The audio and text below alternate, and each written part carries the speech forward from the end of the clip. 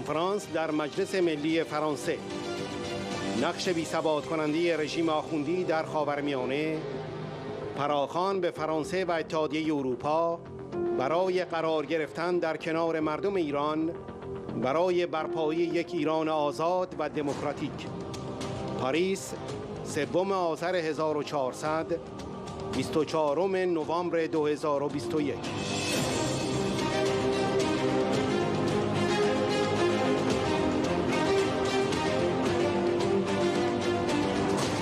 پیام خانم مریم رجوی، رئیس جمهور برگزیده مقاومت.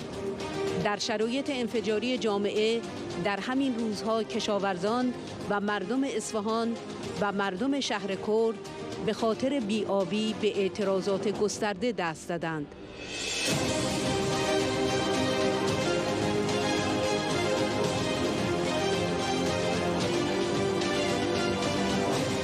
قیام‌های بزرگ سالهای اخیر در ایران بیانگر شکنندگی رژیم است.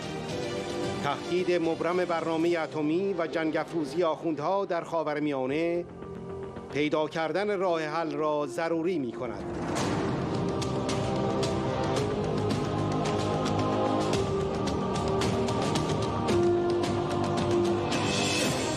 سخنرانی خانم میشل دووکولور، رئیس کمیته پارلمانی برای ایران دموکراتیک. ابراهیم رئیسی مستقیما در اعدام 30,000 زندانی سیاسی در سال 67 دست داشت.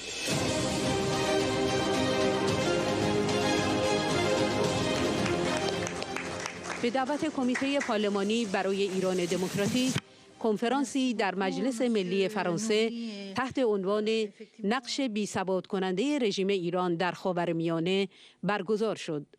در این کنفرانس شماری از نمایندگان مجلس فرانسه از گروه‌های مختلف سیاسی، اکثریت حاکم و اپوزیسیون شرکت و سخنرانی کردند.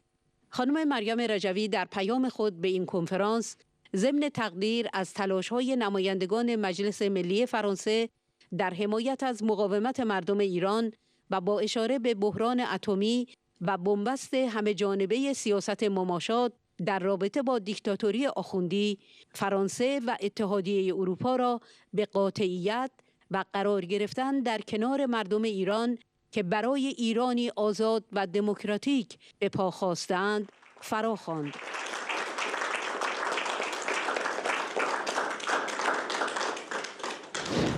سخنرانان کنفرانس که به ریاست خانم میشل دووکولور، رئیس کمیته پارلمانی برای ایران دموکراتیک برگزار شد، عبارت بودند از فیلیپ گوسلان و آندره شاسین از نایب رئیسان کمیته پارلمانی برای ایران دموکراتیک، والری توما عضو کمیسیون خارجه مجلس ملی فرانسه، برانژ پولتی عضو کمیسیون خارجه مجلس ملی فرانسه، ژان میشل کلمان عضو کمیسیون خارجه مجلس ملی فرانسه، ایو دانیل نماینده مجلس ملی فرانسه و ژرار وسپیر رئیس مؤسسه مشاوره استراتژیک. در این کنفرانس وضعیت بحرانی رژیم آخوندی به خصوص بعد از انتصاب آخوند رئیسی جلاد به عنوان رئیس جمهور آخوندها و سیاست‌های تجاوزگرانه و بی‌ثبات کننده این رژیم در خاورمیانه که سرپوشی بر وضعیت شکننده داخلی آن است، توسط کارشناسان مسائل اقتصادی و دیپلماتیک مورد بحث و بررسی قرار گرفت. اعضای کمیته پارلمانی برای ایران دموکراتیک حمایت خود را از بیانیه 10 ماده‌ای خانم مریم رجوی، رئیس جمهور برگزیده مقاومت ابراز داشتند و خواهان یک سیاست قاطع از سوی دولت فرانسه در قبال رژیم تروریستی ملایان گردیدند. در این جلسه شماری از شخصیت‌های سیاسی و شهرداران حامی مقاومت ایران، برخی از اعضای شورای ملی مقاومت و هواداران و یاران مجاهدین نیز حضور داشتند. Chers membres du CPID, chers collègues, chers participants à ce colloque, je vous remercie d'avoir répondu favorablement à cette invitation du comité parlementaire pour un Iran démocratique. Nous sommes réunis aujourd'hui pour un colloque intitulé Moyen-Orient, le rôle déstabilisateur de l'Iran, qui qui nous donne l'occasion d'échanger sur la politique intérieure et extérieure menée par le régime iranien et les répercussions qu'elles impliquent sur l'ensemble de la région du Moyen-Orient. Je tiens à saluer les différents intervenants qui ont accepté d'alimenter nos débats sur le sujet. Monsieur Nader Nouri, ancien diplomate iranien, vous êtes actuellement secrétaire de la Fondation des études du Moyen-Orient. Monsieur Gérard Vespierre, vous êtes chercheur et analyste géopolitique, mais également président de Stratégique Conseil et fondateur du site lemondedécrypté.com. Madame Zoher Bichanyar, excusez-moi, vous êtes membre de l'Association des femmes iraniennes en France et représentante de l'Association des familles JVMJ, Justice pour les victimes du massacre de 1988 en Iran. Je souhaite également remercier mes collègues membres du CPID pour leur engagement. Nous avons ensemble l'honneur de faire vivre ce comité qui s'intéresse à la question du respect des droits de l'homme et de la démocratie en Iran depuis maintenant 3 législatures. Lors de cette législature, nous avons eu l'occasion de porter cet enjeu en tant que parlementaires de multiples manières. Tout d'abord, par des actions de sensibilisation sur les actions de répression du régime iranien. Nous nous sommes exprimés pour dénoncer ces actions à travers des communiqués. Et nous avons organisé différents temps d'échange sur ce sujet, comme celui qui nous réunit aujourd'hui. Il y a 3 ans, en octobre 2019, nous recevions ainsi dans cette même salle Madame Mariam Rajavi, présidente du Conseil national de la résistance iranienne, pour évoquer les constats de l'action de l'opposition iranienne au régime. Madame Rajavi analysait déjà à ce moment-là une tension extrême qui traversait la société iranienne, peu avant que n'explose la colère du peuple iranien lors des manifestations de l'automne 2019, qui, comme vous le savez, ont été réprimées dans le sang, avec près de 1500 personnes tuées par le régime. Le CPID a également porté la question du respect des droits fondamentaux et de la démocratie en Iran auprès du président de la République et du ministère des Affaires étrangères, auquel nous avons eu l'occasion d'écrire à plusieurs reprises. Nous leur avons notamment adressé une correspondance au moment de l'attentat à la bombe déjoué à Villepinte le 30 juin 2018, alors qu'avait lieu le grand rassemblement annuel du Conseil national de la résistance iranienne. Plus récemment, le CPID a fait part de son inquiétude suite à l'élection d'Ebrahim Raïssi à la présidence du régime iranien le 18 juin dernier. Ebrahim Raïssi est en effet directement impliqué dans les exécutions de près de 30 000 opposants politiques en 1988, acte que les ONG comme Human Rights Watch n'hésitent pas à qualifier de crime contre l'humanité. La France n'hésite pas en effet à dénoncer la violation de ses droits sur la scène internationale, comme nous aurons l'occasion de le voir au cours de ce colloque. Comme je le disais en évoquant les manifestations de 2019, la situation iranienne semble aujourd'hui en plein bouleversement. Le régime en place semble fragilisé par un rejet massif de la population, en particulier par la mobilisation des femmes et de la jeunesse. Cette dynamique a des conséquences sur les relations internationales dans la région et vis-à-vis de la France. Autant de sujets que nous allons pouvoir maintenant approfondir avec les différents intervenants.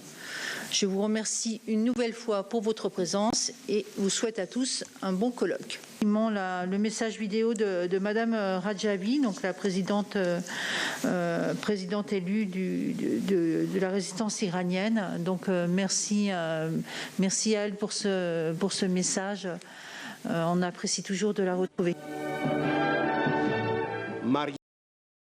ما اروپا و فرانسه را به قاطعیت در برابر رژیم آخوندی فرا می‌خوانیم. Mesdames et messieurs les parlementaires, mesdames et messieurs, chers amis, je salue et remercie Madame Michèle de Vauclore, présidente du comité parlementaire pour un Iran démocratique, ses vice-présidents et ses collègues pour défendre la cause de la démocratie et des droits de l'homme en Iran. La menace du programme nucléaire et du bellicisme des mollahs pour le Moyen-Orient et le monde appellent à une solution. Pendant 40 ans, le régime iranien n'a jamais payé le prix de ses crimes en Iran et à l'étranger. L'Europe et la communauté internationale n'ont pas réagi avec fermeté. Cependant, les événements des 2 dernières décennies et la confrontation de la société iranienne avec la dictature religieuse nous dirigent vers une solution. Pendant 30 ans, avec une centaine de révélations, la résistance iranienne a informé le monde sur l'intention du régime de se doter de la bombe atomique. En août 2002, elle a révélé 12 sites nucléaires majeurs. Malheureusement, le monde a manqué cette occasion pour mettre fin aux activités dangereuses des mollahs. Aujourd'hui, l'AIOA estime que le régime est proche de fabriquer une bombe. C'est le résultat de la politique de complaisance. D'autre part, pendant toutes ces années, les mollahs n'ont pas cessé de réprimer le peuple iranien. Ils ont continué à déstabiliser la région, surtout l'Irak, le Liban, la Syrie et le Yémen.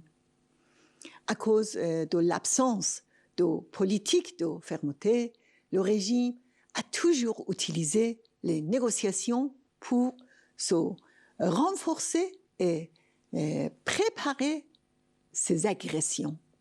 Mais 6 soulèvements nationaux ces dernières années en Iran ont montré la fragilité de la dictature. En tuant au moins 1500 personnes dans le soulèvement de novembre 2019, Khomeini a montré combien il a peur de la population. Avec la fabrication de la bombe atomique et l'ingérence dans les pays de la région, il veut garantir son pouvoir. Il veut prendre en otage la paix et la sécurité mondiale pour obtenir des concessions. Le seul facteur qui peut l'arrêter est la résistance organisée et le soulèvement du peuple iranien. La majorité des Iraniens rejettent les mollahs. La corruption et la perte de motivation frappent toutes les forces de la répression, dont les pastoraux. La résistance a formé un réseau de militants dans la plupart des provinces avec un très grand nombre de jeunes. La semaine dernière, pour l'anniversaire du soulèvement de novembre 2019, des unités de résistance ont lancé une vaste campagne d'activités contre les symboles du régime. La situation est explosive. Il y a quelques jours, les fermiers et les habitants d'Isfahan, la 3e ville du pays, et Shahrikord ont organisé une manifestation massive contre la pénurie d'eau. Le peuple iranien veut le renversement du régime et une société libre et démocratique. Le programme de la résistance iranienne est d'instaurer une république fondée sur la séparation de la religion et de l'État, des élections libres, l'abolition de la peine de mort, l'égalité totale entre les femmes et les hommes, l'indépendance de la justice, l'autonomie des minorités ethniques et un Iran non nucléaire. Chers amis, la question importante est de savoir si l'Europe et l'Occident vont être aux côtés du peuple iranien pour la liberté et la démocratie ou aux côtés des mollahs dont la fin a commencé. Il ne faut pas oublier qu'au Raïsi, le président sélectionné par le guide suprême, est l'un des auteurs du massacre des prisonniers politiques en 1988, un crime contre l'humanité. Il doit être traduit en justice. Nous appelons l'Europe et la France à la fermeté. Les droits de l'homme doivent être un facteur majeur dans toute négociation avec ce régime. Nous les appelons à inscrire les gardiens de la Révolution et le ministère du Renseignement sur la liste des organisations terroristes. Ce régime veut faire croire que s'il est renversé, le chaos va s'installer en Iran. C'est faux. Le peuple iranien et sa résistance organisée sont capables d'établir une alternative démocratique qui assure la paix et la stabilité dans la région. Je vous remercie.